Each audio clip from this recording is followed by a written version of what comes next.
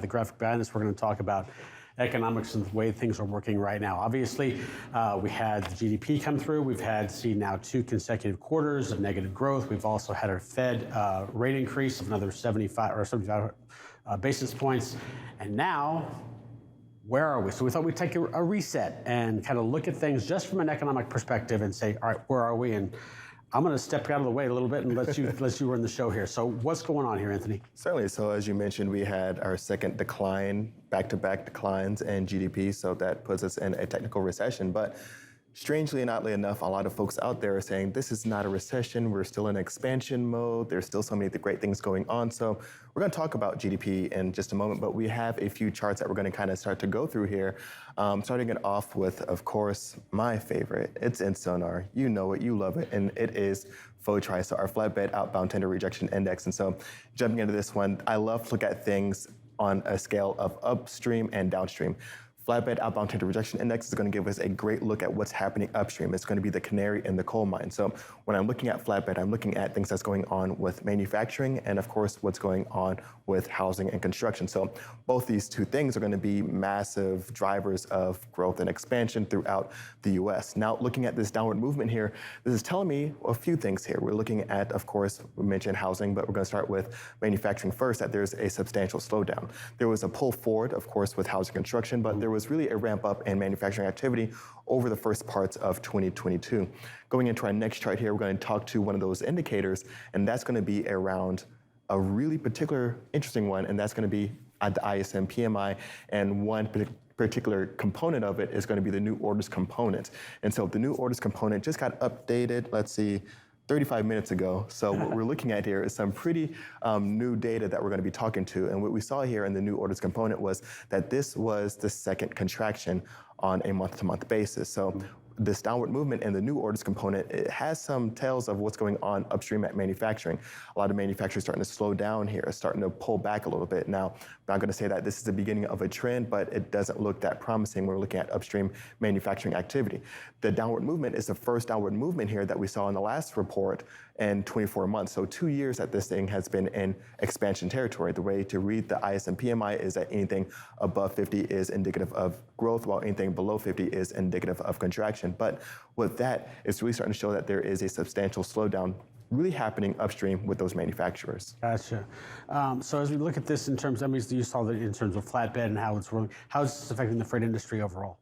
Certainly. So the freight industry is going to be one of those areas that is going to be working through so much of the backlogs here. So an interesting thing with manufacturing and the ISM PMI, housing, construction like that, there's going to be backlogs. So with this flatbed outbound tender rejection index, it's easing, it's cooling, still at very high levels, but definitely have to be careful about that wording because it is coming down. But when we're looking at freight and transportation, they're still going to be busy with really hauling a lot of the backlogs, really making sure that some goods are going to be closer to their final destination, or really alleviating warehouse issues where something might be oversupplied in a certain area in a warehouse in a region, has to be moved to another region because there's been such a pull forward of a lot of raw materials and raw goods because there was this concern of, hey, might run out of it. And our next chart here, we're also going to look at another trend that's happening that's really kind of showing what's been going on with the two, and that's going to be, of course, back again, flatbed outbound tender rejection index.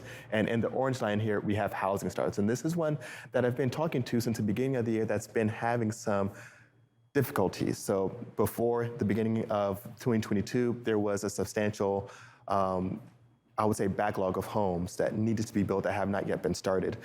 Still permits being very elevated, and we saw that there was this expectation that there's going to be an increase in interest rates and therefore in mortgages as well.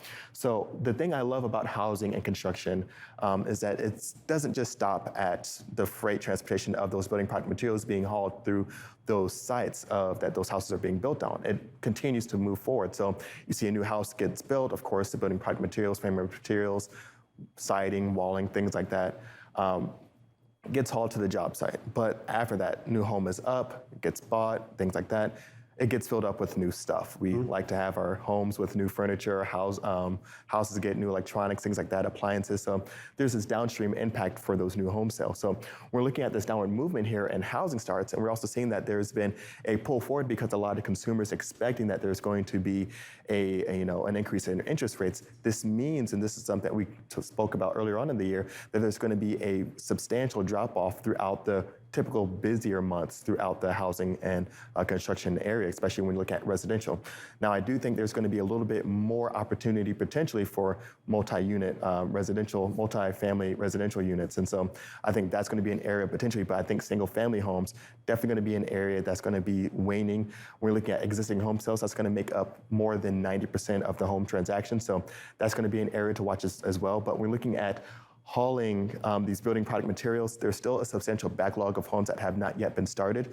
The Census Bureau classifies a housing start as ground has been broken. Doesn't mean that there is framing material, building products there, that it's not being framed out, but just that ground is being broken. So housing starts coming down, definitely going to be an interesting trend, but as it pertains to freight, definitely going to mean that those flatbed trailers are going to be busy hauling some of those backlogs, but it's definitely falling off right now. And those multifamily homes you're talking about is basically a symptom of the economy itself, because now you're just having more people living in the same home there as well, so obviously continuing and lowering overall costs for the entire family. Exactly, and this is going to be something that's been really huge in larger metropolitan areas that have really been needing there's different codings that really go into place that makes it more difficult for multifamily units to be put up, whether it's how high they can be built, the zoning laws on how close they can be to certain things. So that gets really confusing and really convoluted and can really start to slow down some of the trends.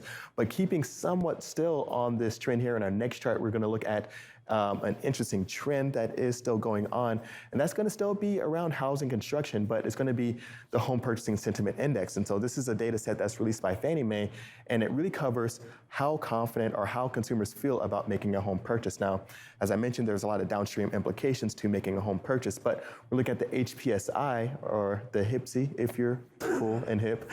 One of the things that we're seeing here is that it's been very much depressed for quite some time. The latest release that just came out in the earlier parts of July showed that there are a record number of Americans that are feeling uneasy about the economy right now, and that there's a record number of individuals that are really starting to feel as though this is, of course, a bad time to buy a house and fewer homes to be bought. This is a chart that we don't throw up very, very much. So what's the metric here when we look at a number, say 80, 75, 78, or 68 where we're at right now? Right. So this is going to be near the second lowest number that we've seen in a decade.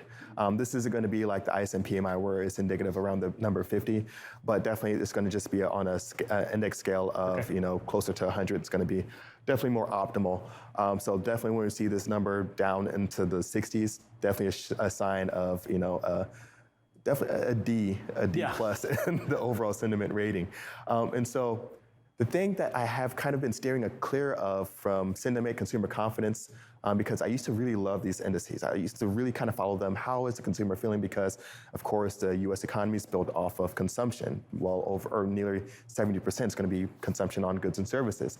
But I've been kind of leaning away from it, and that's because there's been this shield that's been shielding consumers from really having to deal with a lot of their feelings, and that shield has been coming from the jobs market. And so on the next chart here, that's the area that we have to really hone in on, because the job market is going to be one of those areas that a lot of folks who are denying that we're in a recession are really clinging on to, that we have expansion because we have these record number of jobs, we have a strong consumer, and so on. We're looking at the weekly initial jobless claims number. This is a number that comes out every Thursday morning. It's showing that there is a substantial, not substantial, but there is an upward trend starting to happen here, that there are more initial jobless claims starting to happen. So this is the area that I've been really cautious of for quite some time, because in our next chart here, we're going to look at job openings. And this is an area that I definitely believe is certainly in bubble territory. This is going to be one that's going to be coming down, I believe, in the upcoming months here. This is going to also be delayed. So in the previous chart, weekly initial jobs claims comes out on a weekly basis. This number, I believe, is going to be updated through May, and the next upcoming number is going to be updated through June while we're starting August. So there's certainly a delay there. But when we're looking at the overall job openings, it's showing that there's was at this record level, nearly double the amount of jobs than there are available laborers to work those jobs. So that's certainly overstimulated demand and certainly in bubble territory. Now, is that also in respect to the fact that you also, from a personnel standpoint, you have baby boomers retiring, also those that took early retirement before COVID came, or actually as COVID came? Oh, certainly. There's certainly a lot of folks that have retired, but really we just don't have, this is just an overstimulation of the demand for labor. So that's going to be another pain point, is that there's going to be a lot of experience that have left the markets that really, when you want to hire just one person, you might need 2 or 3 people for that one job. So that's definitely going to be a factor into this. Gotcha. But really, when we're looking at this, it's going to be an area that a lot of consumers are taking advantage of and have been taking advantage of throughout months of 2022, 2021, because you're able to trade up in job. You're able to grow your wage. You don't like what you're doing, the fastest way to get a pay raise is to quit your job, get a new one. And that's what a lot of Americans have been doing and taking advantage of throughout the pandemic. So that's really put the pendulum and really their corner. They have been able to really make the calls, make the shots there. This is something that is going to be a lagging indicator, I believe, when we're looking at job openings, because a lot of individuals, a lot of businesses will start layoffs after it really starts to get ugly. The writing's already on the wall. They don't want to potentially lay off because it's going to be hard to kind of get that labor back in-house, things like that. But this is going to be one of those areas to watch closely for sure, because when you look at the weekly initial jobs claims and other employment indices, they're getting a little bit iffy. So for example, the unemployment rate remained at 3.6% in the last report. We also saw that there was a downward movement in the participation rate. So you saw that there are fewer participants and there were the same unemployment level. The other interesting thing was that you saw that there was a tick up in the payroll. So you're seeing that there are more active jobs being worked. So that's kind of telling me that there are more folks taking on second, maybe part-time jobs, third jobs in some cases, to really deal with some of these inflationary pressures. And getting into our next chart here real quick, we're going to be able to see one of those areas that really kind of concerns me with these consumers, and that's going to be around credit card utilization. We see that it's at a record high. This is a U-shaped recovery that we did not want to see in the economy right now. We're seeing that this is essentially revolving credit card outstanding is going to be essentially credit card utilization. Consumers are spending more than ever and utilizing their credit cards more than ever. So, and this is also going into, say, for instance, like paying off your utilities as well as not just buying stuff. Oh, and side note here, AT&T, one of their calls that they had for the quarterly releases, mentioned that an area of concern was that a lot more folks weren't able to pay some of their cell phone bills. So that's going to be an area of concern. So we're seeing that there's a lot of consumers that may be overextended financially. And this is going to be an area of concern, because once that shield of a strong job market starts to kind of, start to shrink a little bit, this is going to be some of those areas that they're going to be exposed with, some record credit card levels, mortgages, car notes, things that they were able to acquire throughout the pandemic. If this starts to kind of erode, this is the situation that they're going to have to deal with. Another black hole that they aren't really going to be accounting for right now is going to be the buy now, pay later programs. So with all of these indices, it's showing me that the second half of 2022, especially with inflation in this next chart real quick here, that there's still some room to grow because the CPI is still outpacing the PPI.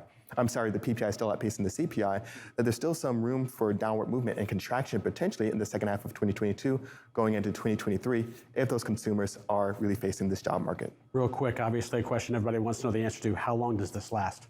I think this goes well into 2023. Now, this could be curved. One of the things that you asked me, I think there was a great question on my fears around the remainder of the year on a previous roundtable. I'm not that scared of this recession, but I am a little bit more scared about what the solution to it might be from the Federal Reserve and from the administration, whether it goes into this other end of quantitative easing just to kind of kick this potential recession and these uncertainties a little bit further down the road. Anthony Smith, that is his Economic State of the Union. We'll take a short break, come back and wrap up the rest of our show after this.